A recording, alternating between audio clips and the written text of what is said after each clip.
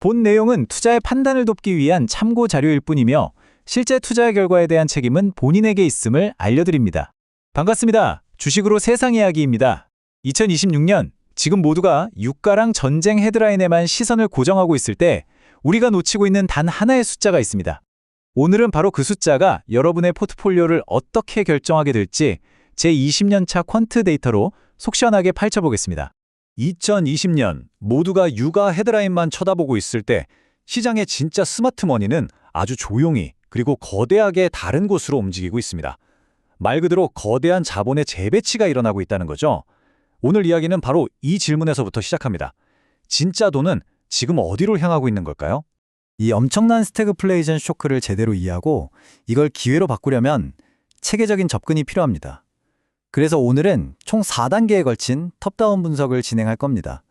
먼저 시장의 판 자체가 바뀌었다는 체제 변화, 즉 리짐 시프트를 데이터로 확인하고요. 그 안에서 돈이 어디로 옮겨가는지를 추적할 겁니다. 그리고 마지막엔 이 모든 걸 종합해서 당장 여러분의 포트폴리오에 적용할 수 있는 구체적인 시나리오와 액션 플랜까지 같이 한번 짜보시죠. 자, 그럼 첫 번째 단계부터 시작하겠습니다. 뉴스에 나오는 온갖 소음들은 잠시 잊으시고요. 지금 시장이 완전히 새롱판으로 들어섰다는 걸 보여주는 아주 차가운 숫자들부터 확인해 보겠습니다. 감정이 아니라 오직 데이터가 말해주는 진실에만 집중해 보시죠. 모든 사건의 시작은 바로 이 타임라인이었습니다. 2월 말 미국의 테헤란 공습으로 시작된 분쟁이 이란의 호르무즈 해협 봉쇄라는 정말 극단적인 카드로 이어진 거죠. 시장은 즉각 반응했습니다.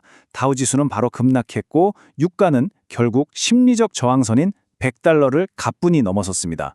이건 교과서에나 나올 법한 지정학적 쇼크가 시장의 모든 기존 가정을 한순간에 무너뜨린 사건입니다. 첫 번째 데이터 쇼크는 인플레이션에서 터졌습니다. 시장의 예상치, 그러니까 컨센서스는 2월 생산자 물가 지수가 한 0.3% 정도 오를 거라고 봤거든요. 그런데 뚜껑을 열어보니까 실제 데이터는 0.7%였습니다. 예상치의 2배가 넘는 숫자가 나온 거죠. 이게 뭘 의미하냐면요. 전쟁의 영향이 제대로 반영되기도 전부터 이미 공급망 전체에 어마어마한 비용 압력이 쌓이고 있었다는 아주 강력한 시그널입니다. 근데 더 심각한 건 연간 상승률입니다. 전년 대비 3.4% 상승. 이거 2025년 2월 이후로 가장 큰 폭의 상승이거든요. 제 20년 경험으로 볼 때 이런 데이터는 인플레이션이 그냥 일시적인 현상이 아니라 이제는 가속도가 붙은 구조적인 추세로 바뀌고 있다는 걸 경고하는 아주 강력한 빨간불입니다. 그리고 여기에 쐐기를 박은 게 바로 유가입니다. 전 세계 원유 공급의 20%를 쥐고 있는 호르무즈 해협이 떡하니 막히면서 유가는 $100라는 새로운 가격대에 진입해버렸죠. 이건 활활 타오르는 인플레이션의 불길에 말 그대로 기름을 들이붓는 격입니다. 자, 그럼 한번 정리해보죠. 예상을 박살낸 인플레이션 수치, $100를 돌파해버린 유가, 그리고 이에 반응해서 급락하는 주식시장. 이 세 가지 데이터 포인트가 가리키는 그림은 정확히 하나입니다. 바로 성장은 멈추는데 물가만 치솟는 최악의 시나리오, 스태그플레이션 국면으로의 진입이죠. 네, 이제 시장의 룰이 완전히 바뀐 겁니다. 시장의 체제가 이렇게 바뀌면 돈은 반드시 새로운 안식처를 찾아 떠나게 되어 있습니다. 여기서 진짜 중요한 포인트는요. 겉으로 보이는 혼란과 패닉, 그 아래에서 아주 조용하지만 거대하게 움직이는 자본의 흐름을 포착하는 겁니다. 전략가로서 우리의 임무는 바로 그 돈의 길목을 남들보다 먼저 찾아내서 선점하는 거죠. 여기서 두 가지 핵심 용어를 꼭 아셔야 합니다. 바로 MRO와 MAS카. 이걸 아주 쉽게 풀어서 설명해 드릴게요. 미국이 자국 해군 함정들을 정비하고 수리할 능력이 부족해진 겁니다. 그래서 이 문제를 해결하기 위해 한국 같은 믿을 만한 동맹국의 조선소를 활용하려는 거대한 계획을 세운 거죠. 이것이 바로 우리가 주목해야 할 대부분의 사람들이 놓치고 있는 거대한 기회의 시작점입니다. 이 슬라이드가 바로 그 거대한 자본 재배치의 현실을 아주 적나라하게 보여줍니다. HD현대에게 군산조선소는 이걸 팔아서 현금을 확보하고 그 돈으로 미국에 투자하기 위한 말하자면 출구 전략이었던 거죠. 하지만 이걸 사들인 HJ 컨소시엄에게는 미국의 새로운 지정학적 성장산업, 바로 MRO 시장에 진입하기 위한 입구가 된 겁니다. 한 기업에겐 퇴장의 문이, 다른 기업에겐 완전히 새로운 기회의 문이 된 정말 드라마틱한 순간이죠. 자, 이 숫자를 한번 보십시오. 연간 20조에서 최대 55조 원. 이게 바로 군산조선소의 새로운 주인이 타겟으로 삼고 있는 미 해군 MRO 시장의 잠재적인 크기입니다. 웬만한 국내 산업 하나 전체와 맞먹는 어마어마한 규모죠. 이건 단순한 기업 인수가 아닙니다. 새로운 지정학적 거대 시장을 향한 아주 치밀한 전략적 베팅인 겁니다. 자, 이제 두 번째 큰 흐름으로 한번 넘어가 보겠습니다. 지금 세상이 온통 석유다, 배다 하는 이런 구경제에만 집중하고 있을 때 이 쇼크 때문에 오히려 예상치 못한 수혜를 입으면서 막대한 투자를 빨아들이는 분야가 있습니다. 바로 AI로 대표되는 신경제의 인프라입니다. 2,500억 달러. 잠시만요. 우리 돈으로 환산하면 300조 원이 훌쩍 넘는 정말 천문학적인 돈입니다. 이건 그냥 돈을 쓰겠다는 게 아니에요. AT&T가 앞으로 다가올 AI 시대를 뒷받침하기 위해서 지금의 물리적인 네트워크 인프라를 완전히 새로 깔겠다는 사실상의 선전포고입니다. 이 숫자는 앞으로 몇 년간 계속될 거대한 자본 지출, 즉 슈퍼사이클의 시작을 알리는 신호탄인 거죠. 이 투자 논리는 아주 간단하고 명확한 인과관계로 이어집니다. 자, 보세요. 첫째, AI가 폭발적으로 데이터를 만들어냅니다. 둘째, 그럼 기존 통신망은 당연히 한계에 부딪히겠죠.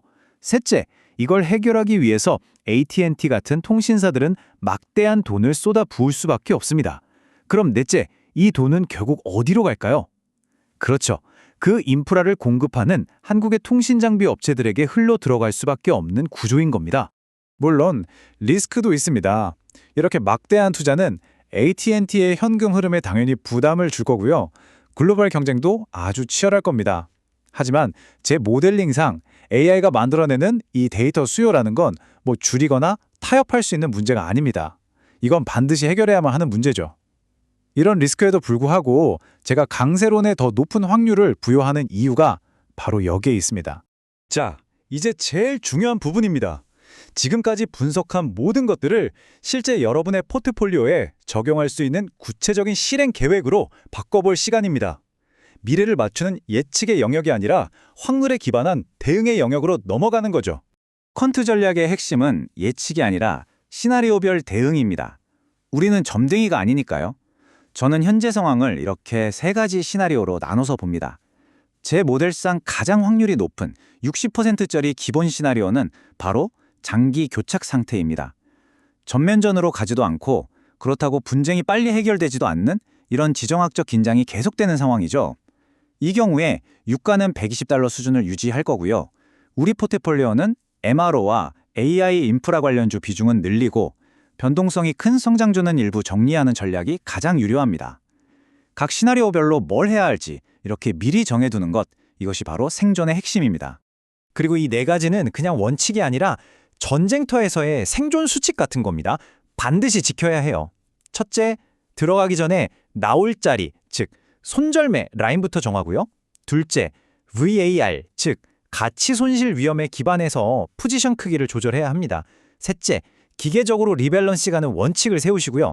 그리고 마지막으로 가장 중요한 것, 위기 상황에서는 모든 자산이 함께 하락하는, 즉 과거의 상관관계는 그냥 깨진다는 사실을 반드시 명심해야 합니다. 감정이 아니라 시스템으로 대응해야 살아남습니다. 결국 시장은 예측의 영역이 아니라 철저히 대응과 생존의 무대입니다. 그래서 현 시점에서 제 스탠스는 명확합니다. 가장 확률이 높은 60%의 기본 시나리오에 근거해서 MRO와 AI 인프라 비중은 점진적으로 늘려가고 성장주 비중은 줄이는 관망 속에서의 비중 조절 전략입니다. 오늘 이 분석이 도움이 되셨다면 구독과 좋아요, 알림 설정으로 여러분만의 생존 전략을 완성해 나가시길 바랍니다. 다음 분석에서 또 뵙겠습니다. 이상 주식으로 세상 이야기였습니다.